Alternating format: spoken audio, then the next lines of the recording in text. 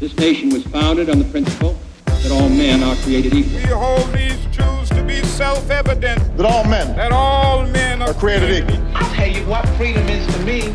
No fear. I mean, really, no fear. Created equal. From WDET in Detroit, this is Created Equal. I'm Stephen Henderson, and I'm here in the studio with the show's producer, Carrie Jr. II. Happy Juneteenth, Stephen. Happy Juneteenth to you, Carrie. And that's a great place to start our conversation because we are talking about the fact that it's Juneteenth, now a national holiday, which means just about everybody seems to get it off. I think there are some real questions, though, about why we celebrate this holiday in this way and what we're supposed to do on Juneteenth. Like, how do we observe Juneteenth? Well, yeah, the holiday has been recognized in the South and particularly in Texas where Juneteenth occurred originally. For me, so far, it's just been almost like another holiday, a day off, maybe a barbecue. But for me, it's just been a newer experience. I'm trying to still figure out how to get my feet wet. Anything specific for you? So, I mean, I don't have a way to mark the holiday or a celebration that I have in mind. I think for me, it's about how you try to make sense of this holiday now, right? It's commemorating something that happened in 1865. Why in 2024 do we still recognize it? And I think an easy way to think about that is that, the end of the war is this kind of chaotic time when you're trying to restore the Union. You are trying to figure out what to do with 600,000 deaths, and you're trying to make African Americans, 4 million African Americans, full citizens. And it produces a lot of crazy outcomes, things that fall way short of the ideal.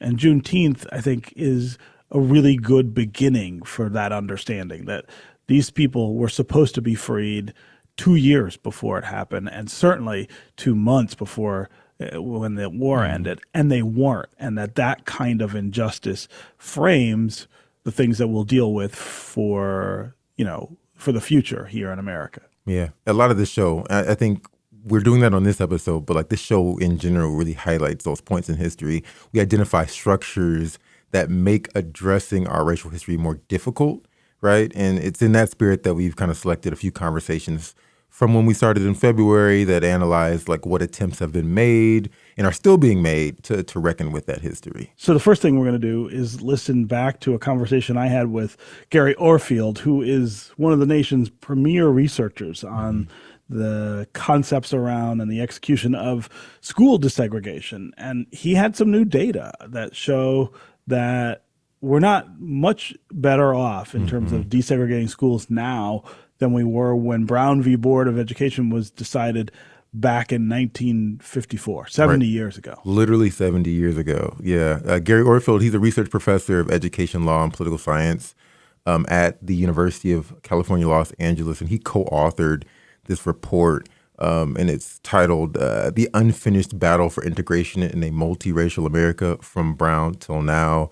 And you and Orfield are really talking about, specifically in Detroit, what integration might look like, because it seems like we were trying to, at a point, achieve that through schools, and it might be better done elsewhere. Yeah. There's a proxy that's been assigned to schools to deal with segregation that really finds its roots in other places, especially in housing.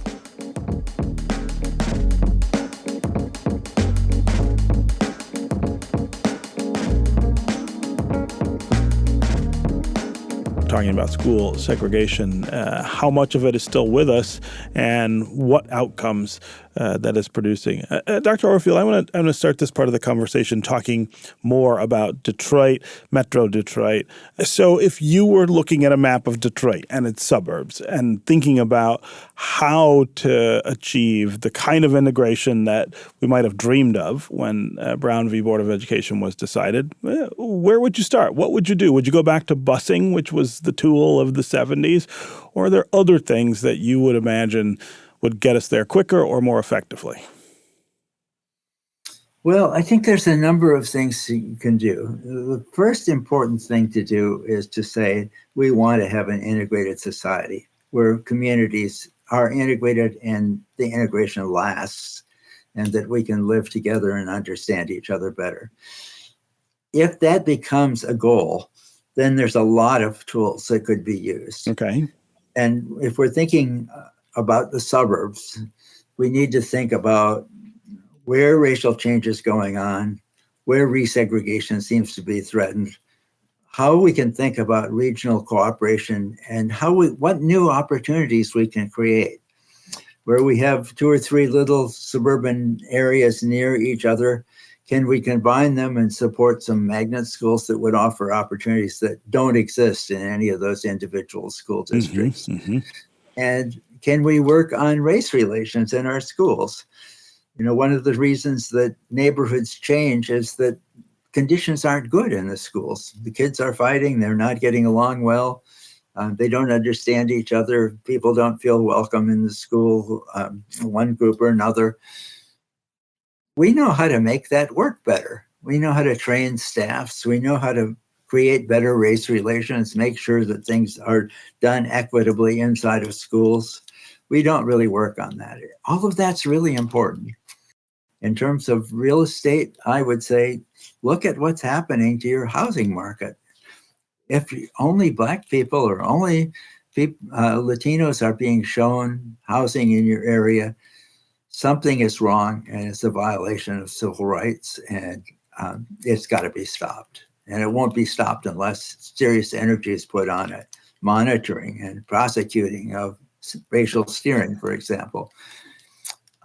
We need to think about where we want to come out, and there really isn't a viable future except lasting integration, unless we want to go through endless rounds of resegregation. And we need to think about how we can take the problem and make it into opportunities by creating broader and more interesting options for students and supporting them in a way that conflicts are eliminated and understanding grows. It won't happen unless we decide we want it to happen. But if we don't decide it, well, it'll be huge cost because none of the families will get what they wanted. The Black families that left Detroit want to have a stable middle-class neighborhood. They don't want to be in a resegregated neighborhood with a lot where most of the kids are poor. The white families that live there want the same kind of thing. They won't get it unless there's a plan, some serious effort to make that happen. That's what we don't have right now. I want to note that one thing you did not mention is forced deseg, forced integration, and I wonder. I was in favor of it. We can't get it now. There's no way we can get it because the Supreme Court has made it impossible with its decisions. But there's a lot we can do with other tools that we need to do. Would forced integration work? Let's say you could change the Supreme Court's mind. Probably not this particular Supreme Court. It depends on how you do it. Yeah. If you send all the kids to majority middle class schools and support them well, it certainly can work. I was involved in Louisville, where it worked for more than 50 years without a court order because it was actually successful, and the students and the parents liked the results. And so did the community leaders. The business leaders said you could hire people from any school. They knew how to work together. Where it works, I did a study of a suburb outside of Chicago, Oak Park. It's been integrated now for 60 years. Everybody wants to live there. The housing market draws people from every racial background. It has very good schools. They made it work. They decided how they wanted to come out, and they took after every element that produced resegregation, like the way sleazy businesses move into areas that are beginning to go through racial change. They stopped it. They worked with their realtors, and they said, If people want to move into our community, if they're white, show them some houses in black areas. If they're black, show them some houses in white areas. Expand their possibilities rather than constrict them. Yeah. I guess one of the things I'm trying to get at here, though, is whether you think the country is willing to indulge integration and the idea of kind of multiracial communities and institutions, or whether it still needs to be pushed, kind of shoved toward that in order to kind of break through these barriers that, as you point out, are about not knowing, are about not understanding the value of these things. Or is there a balance that you got to strike between those two things? Well, I think there's a balance, and in the best of worlds, we would have our courts pushing us to think about a way to do this, and communities working on positive ways, turning a lemon into lemonade. Right now, we have courts that are destroying civil rights. The Supreme Court has eliminated affirmative action last year. It's really radically reduced the Voting Rights Act. Mm-hmm. It's hostile to civil rights. It's the most conservative Supreme Court we've had in at least 80 years. The Supreme Court isn't going to do it. That's why in Minnesota and New Jersey right now, they're trying to get state courts to do it.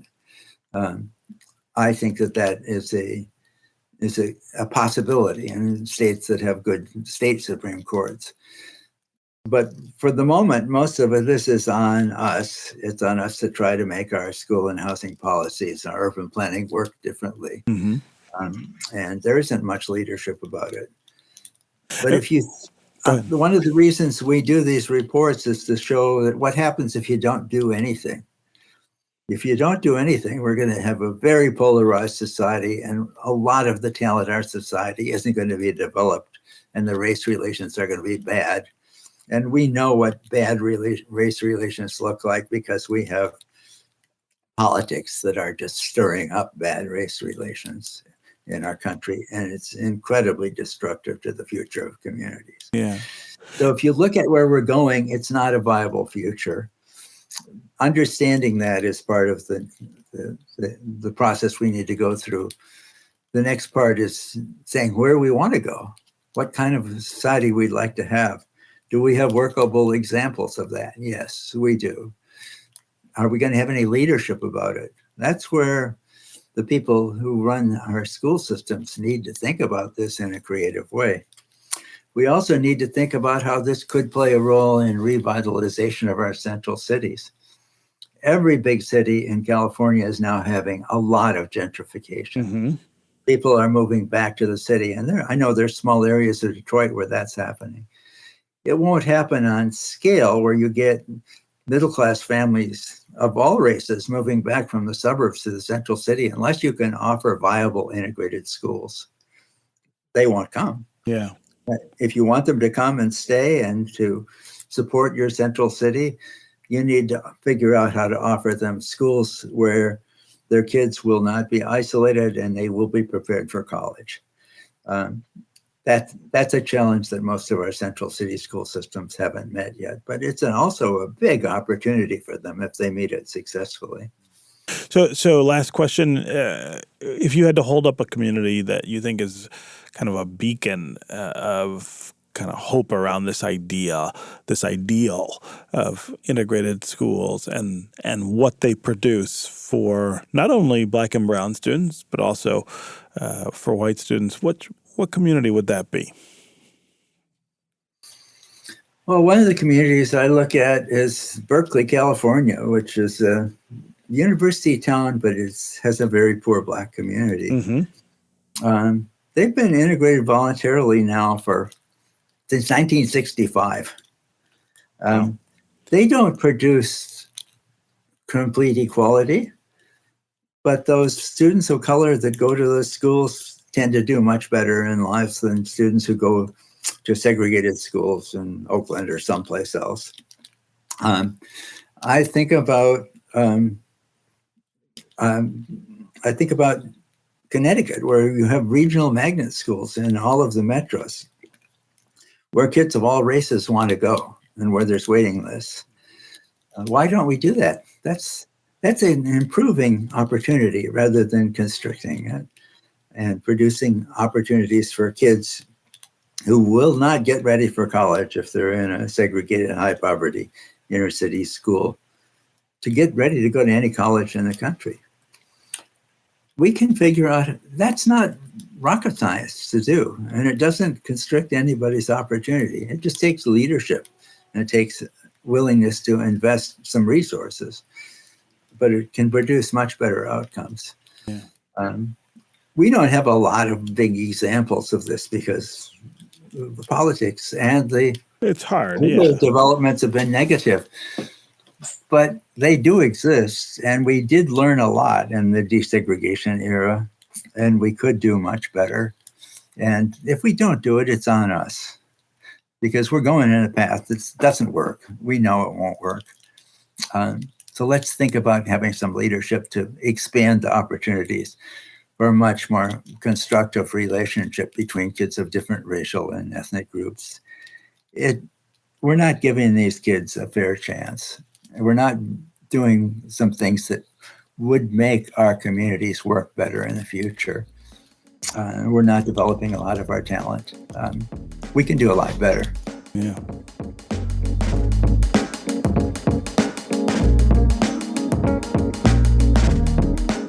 That was Gary Orfield. He's a research professor at the University of California, Los Angeles, and his research suggests that our schools are about as segregated today as they were 70 years ago. Coming up, there are plans by the state of Michigan to remove a freeway that was built through black neighborhoods in Detroit. We're going to revisit a conversation with a coalition that is raising real concerns about the plans and how they might remediate the things we got wrong in the past. We'll be right back with more Created Equal.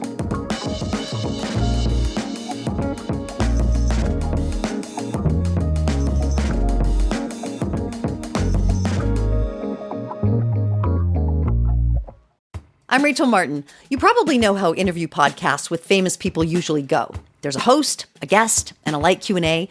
But on Wildcard, we have ripped up the typical script. It's a new podcast from NPR where I invite actors, artists, and comedians to play a game using a special deck of cards to talk about some of life's biggest questions. Listen to Wildcard wherever you get your podcasts, only from NPR.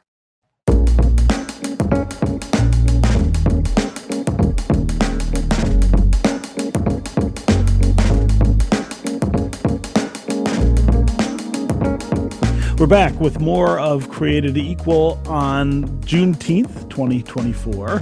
I'm Stephen Henderson, and I'm here with Carrie Jr. II, who is the show's producer. In this next segment, we're going to hear a bit of a conversation we had pretty recently about the I-375 remake that is underway here in the city of Detroit.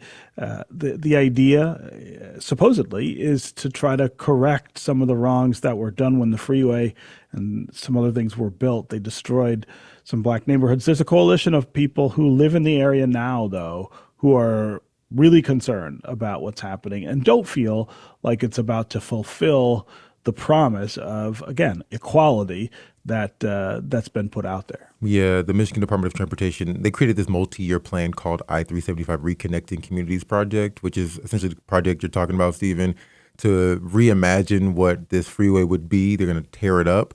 And this coalition of community members called Rethink I-375, they're trying to gather at least 100 signatures for a letter addressed to the mayor and the governor, city council, and other officials throughout the area to say, this isn't exactly what we want this area to look like for our neighborhood, for our community.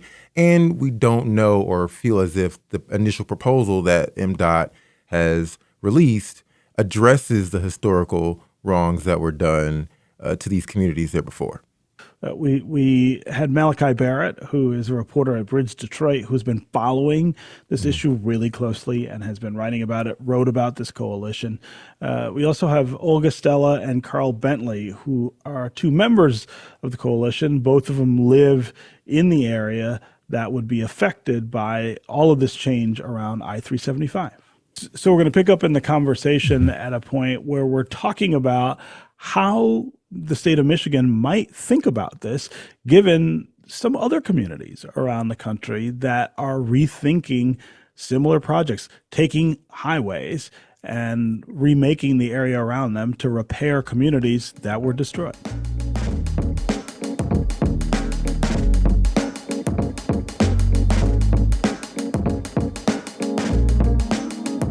I want to start this segment talking about something that I learned about not too long ago when I visited Minneapolis, Minnesota. The city of St. Paul is also thinking about reparations and how to fix the damage that was done by the construction of a highway. And that's been a pretty controversial project in that city.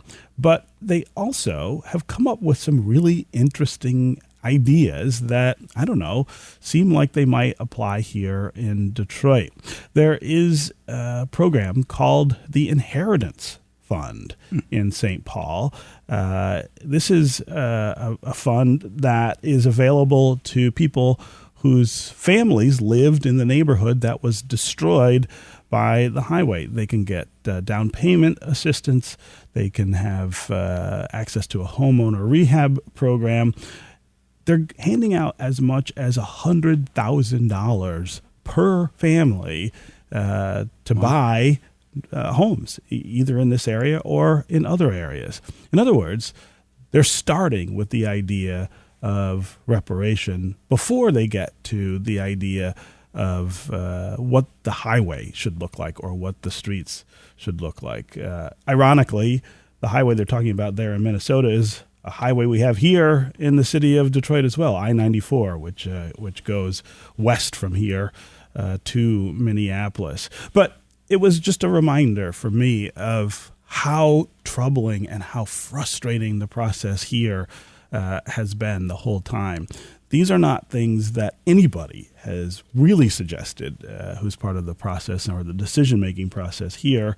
And yet in Minneapolis, they're much further ahead than we are. It seems often in Detroit, if you look to other communities, they're doing it in a way that makes us envious and somewhat sorrowful, I think. Malachi, when you talk to city and state officials, do they ever even reference this kind of idea or program?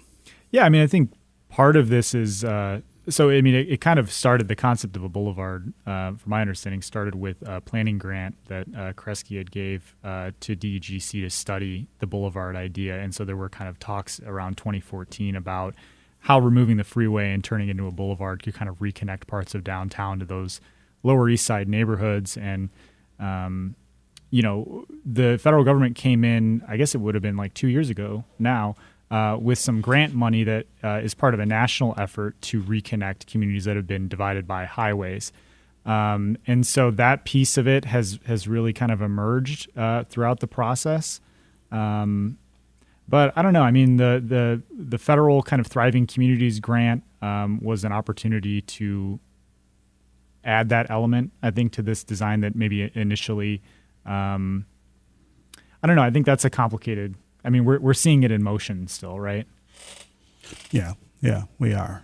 I'm not sure where we end up, and I'm not sure at what point the thing turns toward this kind of reparative discussion. I don't think I've heard as part of any of these conversations what you had mentioned about the access to financing and land that has been going on in other parts of the country with these federally backed projects. Mm-hmm.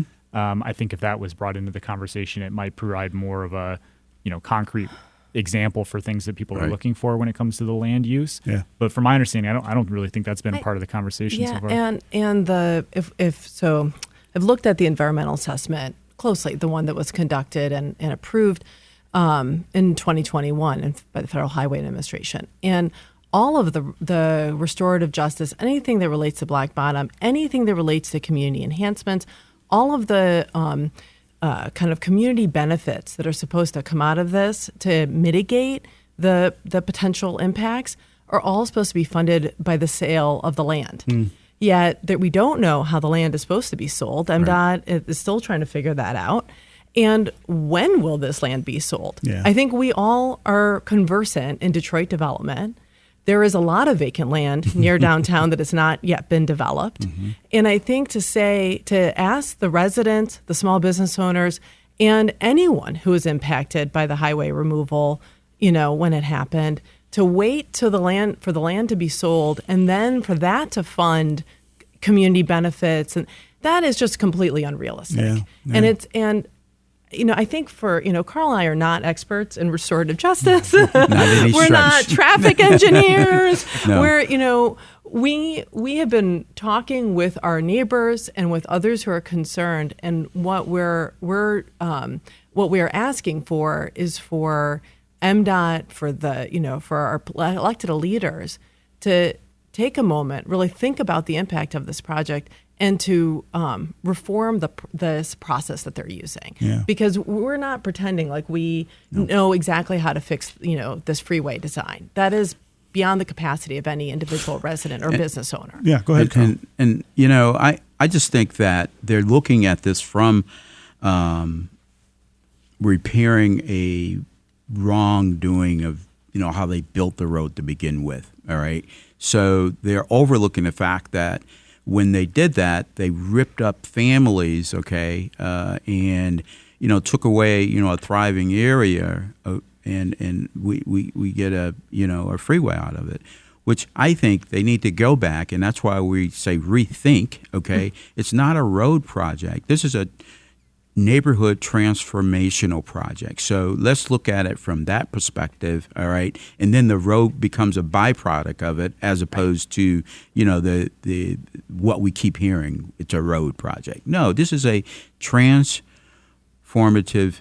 neighborhood project, okay, that we really need to step back and take a look at it from that lens and not look at it from the road project perspective. I want to read a social media comment from James, who says, a cement monument can't replace reparations now owed. He says, solicit residents who were uprooted. My first house was on Maple and Shane, 1951. We're still around. As I said, you can't be in Detroit very long without running into people who lived in this area and were affected by all the things that happened. At the town halls that were held, which they were, MDOT has held meetings for people to talk. What has been the tenor of what people have said?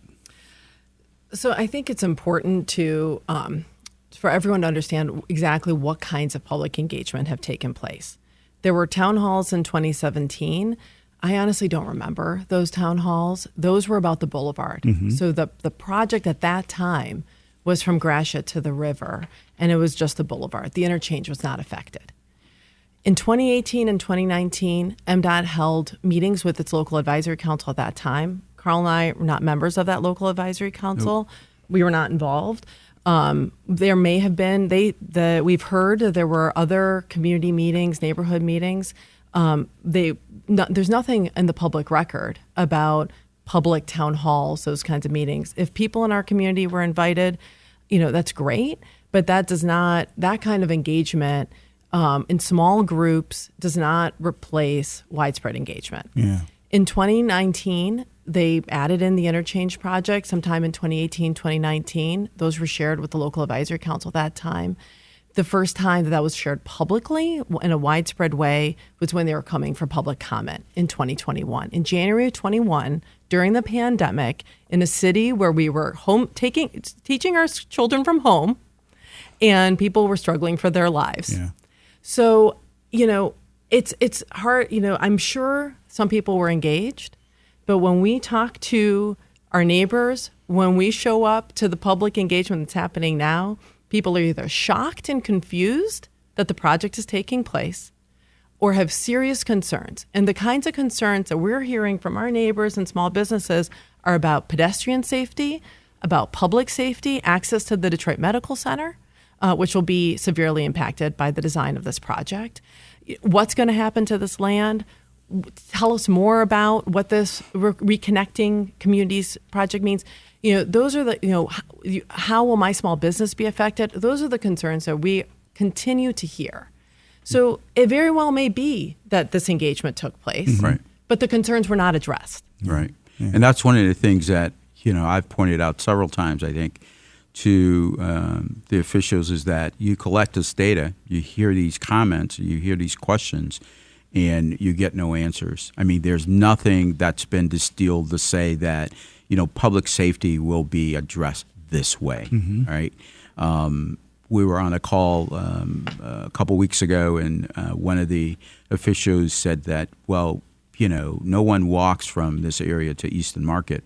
And that was, I was floored by that comment. That just tells me this person's never even been in the area to understand that, the majority of the people will take that walk, So, it's just things like that the information is certainly, those forums probably occurred, information was taken, and then it was put on a shelf somewhere. Yeah. Again, Jacqueline, really appreciate your call and that important info about your history here in the city. Let's go next to Peter in Detroit. Peter, what's on your mind? Good morning. Hey, love the new show, and especially that new Sam Bobian theme song. Love you it. like the music? Oh, yeah. Stephen, here's what my concern is number one, I think they're rushing it. And the other thing is that they're being so uncreative.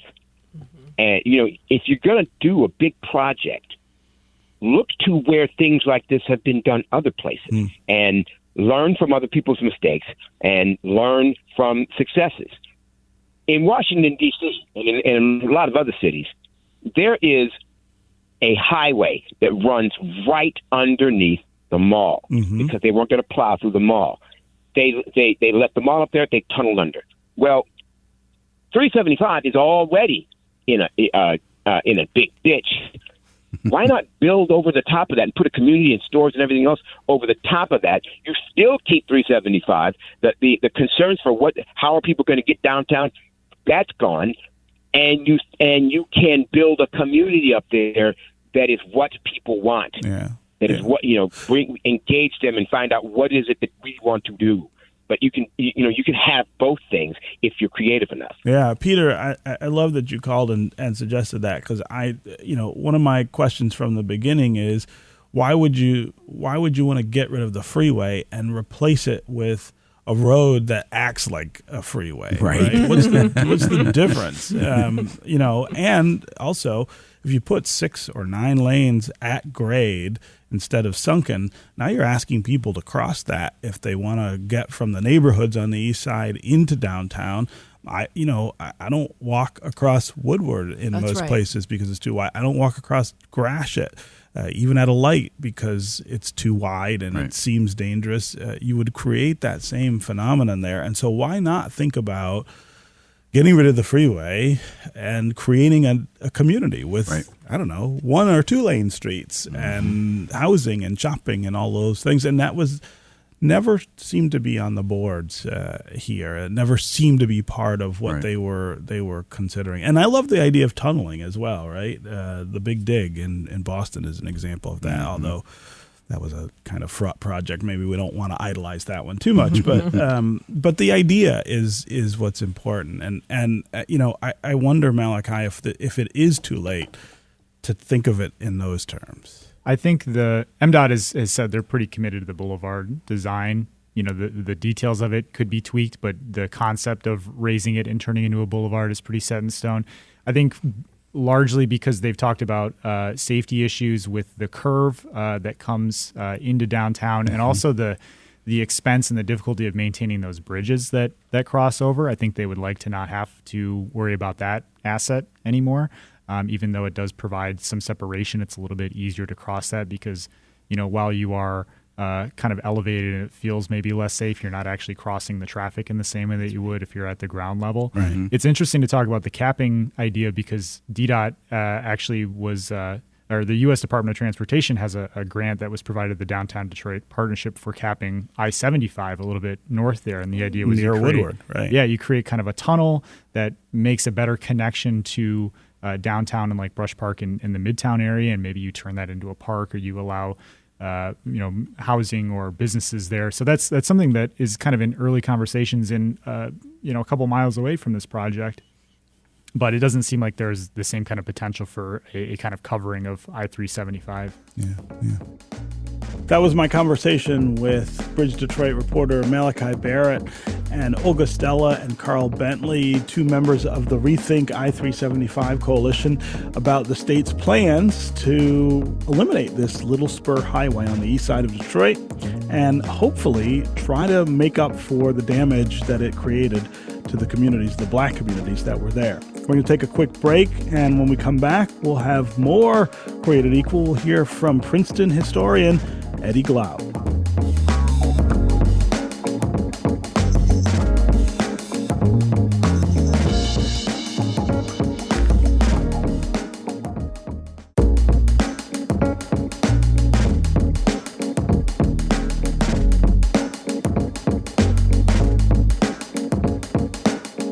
Welcome back to Created Equal on Juneteenth, 2024. We're spending our time today listening back to conversations we've had on Created Equal that, like Juneteenth, are kind of representative of inflection points in our long journey toward equality in America. I'm Stephen Henderson. I'm here with Kerry Jr. II, the show's producer. In this next segment, we're going to listen back to a conversation with Eddie Glaude, who's a Princeton historian, somebody who thinks a lot about not just the history of inequality, but present day inequality and how we work together, really, to make sure that more equality gets fulfilled in America. His approach was a lot more idealistic than I had assumed it would be. Yeah, I mean, I think he's hopeful, right? I mean, I think he's not naive, but he's hopeful. He believes in the American promise, and he believes in the American people and our ability to work together to deliver on that promise. I mean, I think he knows we're not there, but he can kind of see a day when maybe we get there.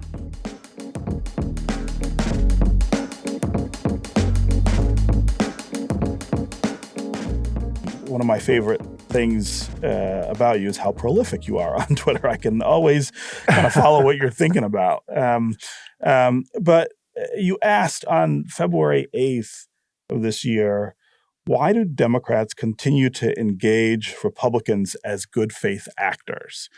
Which I think is a really provocative question.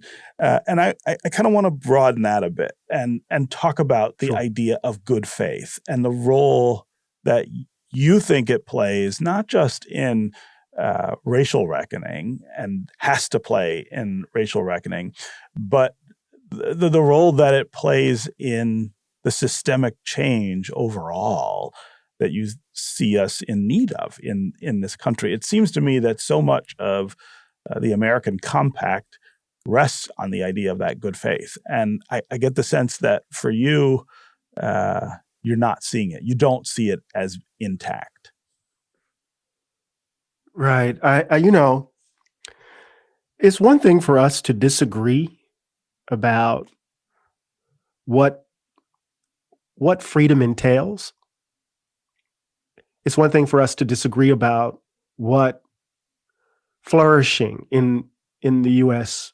consists in, right? And what's the responsibility of government in helping us in our individual lives. We can have a disagreement on the role of government, but we could hold a joint commitment that every human being should, in the United States in particular, should not only be able to dream dreams, but to make their dreams a reality.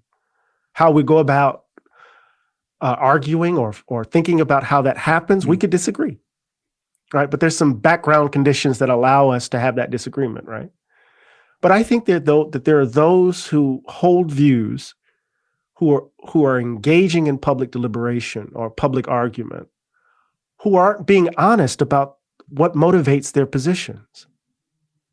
Right? They believe, many of these people, that America belongs to white people. and more importantly, belongs to rich white people, right? And they're willing to exploit grievance and fear, right, in the name of a certain set, in the name of that vision. And then they present that, that's what's motivating their claims, but then they present it in a way that has us arguing about, right, the role of government is overreach, right? Healthcare, all this stuff. And it seems to me, if people aren't honest about what motivates their positions, it becomes very difficult to engage them, right? So, if I hear states' rights, Steve, if I hear that argument, I'm going to immediately move to there. That's just a code for racism. But somebody might actually believe in it. But we got to be able to engage in the back and forth in order to see. But in this current moment, man, it's so much bad faith that trust, which is at the heart of any deliberative democracy, can't be presumed. And so where does that leave us, I think, is the question that always jumps into my mind. There are a lot of people who say this is broken. This is fundamentally broken and probably can't put it back together because of the things that you're pointing out, that this idea of acting in good faith is so broken. But that doesn't seem to me a very practical way to think about it. I mean, what does that mean? We're going to divide everything up and go our separate ways, or something worse than that. So in your mind, what does that ask us to do? What does the moment, I guess, call for if that's where we are? I think it calls for almost a kind of a moment where we give voice to a new social compact. Right? What are our obligations to each other? And what is it? What are some baseline things that we could all agree on, that if you're American, that this is where we all start? Everyone should have a decent roof over their heads. Everyone should be able to put food on the table. Everyone shouldn't go broke because they're sick. Every child should have a decent education. What's our social compact? What are our social obligations to each other? And what's the role of government in ensuring that baseline, level of existence? We have to have that argument, because what I think, where we are now is that some people believe that certain things belong to them, that a certain social contract is only relevant to them and to theirs. And all of us should just simply shut up and be grateful that we're here. So I think part of the way in which we rebuild trust is we have to state clearly, not in the name of some, myth, some ideology of American innocence or perfection, right? But rather, this is who we are. And then to build a way of life, a set of policies that actually make it a reality. Yeah.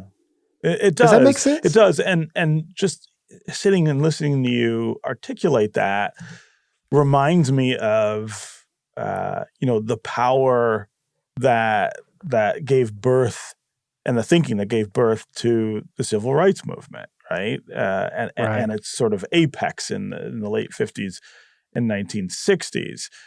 But that was a pretty difficult time in our history. I mean, not the most difficult, but there was a lot of tragedy that unfolded as a result of African Americans taking that very position that you're talking about. There was a lot of struggle, and yes, we got an enormous amount of change, of structural change.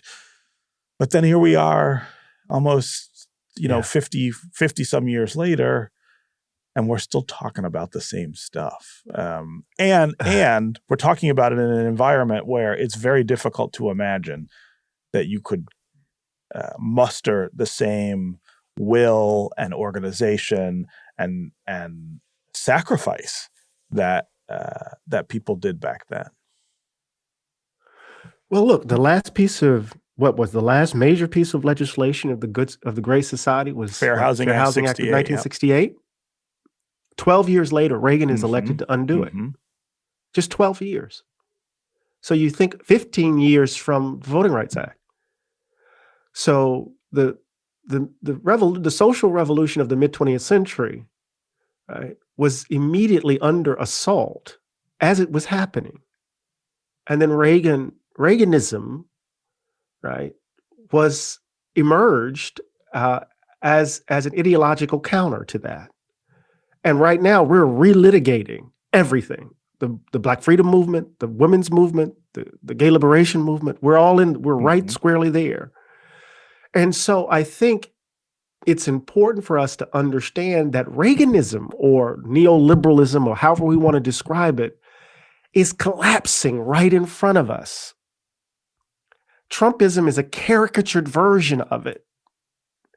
But all of the contradictions of that economic philosophy, of that political philosophy, all of those contradictions are in full view. And the challenge for us is not to kind of long for the stability of early forms of Reaganism. Our task in this moment, it seems to me, Brother Stephen, is as this is collapsing, to imagine something different, to step into this critical juncture and to do the political work of imagining a different relationship to each other.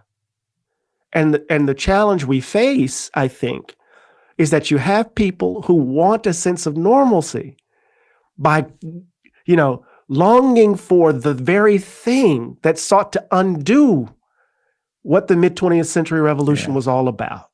The undoing of it is the thing that I think we've lived with for 50 years, right? Up to the current moment, where you have a presidential candidate, back to the beginning of our conversation, who says, even our history is not what we say it is. Baldwin said, the price of the ticket is that these folk have to become white. And Ralph Ellison talked about this tricky magic in Shadow and Act. He has this wonderful formulation where he says, when, the country has yet to discover itself. Yes. And when the contradictions of its identity come into full view, right, it engages in the scapegoat. It engages in these horrific rituals in order to consolidate a notion of whiteness. And he says, that's that tricky magic. And so we find ourselves in this moment where the alchemists are doing their thing. And we need to understand it for what it is and not concede, concede the ground. Yeah.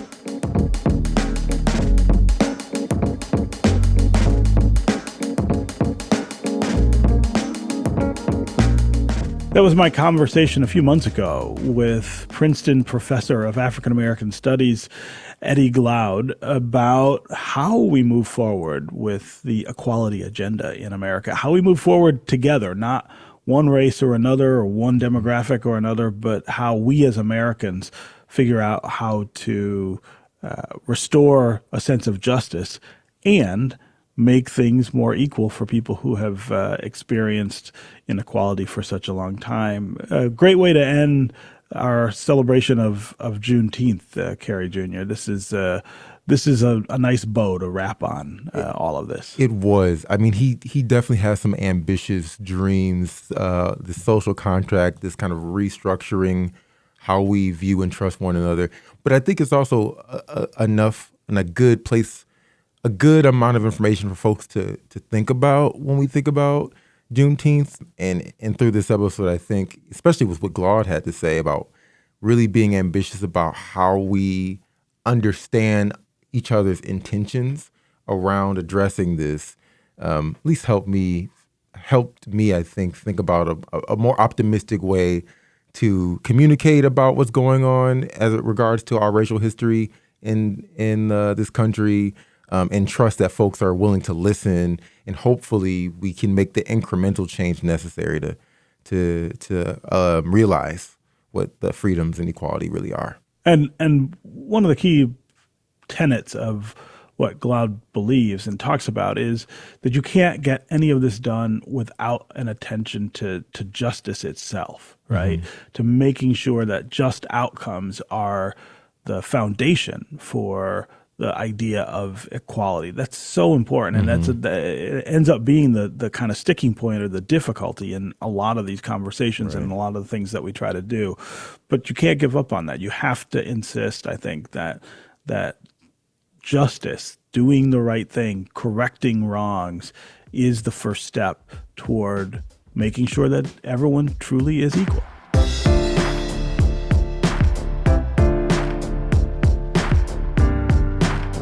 That's it for Created Equal. You can listen to recent episodes at wdet.org and make sure to subscribe to our podcast where you can leave us a rating or a review. Created Equal is produced by Carrie Jr. II and David Lyons. The audio editing is by Connor Anderson and the music is by Sam Bobian. Created Equal is a production of WDET, a listener-supported service of Wayne State University.